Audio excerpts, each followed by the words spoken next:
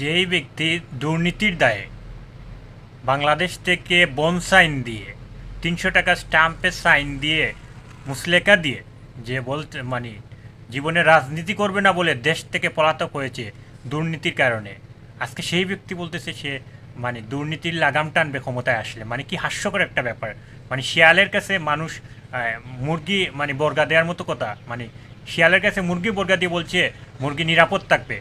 এইরকম কথা, হাস্যকর কথা। মানুষ কীভাবে এই হাস্যকর কথাগুলো শুনে শুনে অভ্যস্ত, চিন্তা করেন।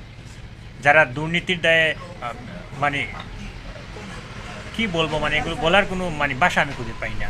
এরকম মানুষের মুখের দিয়ে এরকম কথা আসে।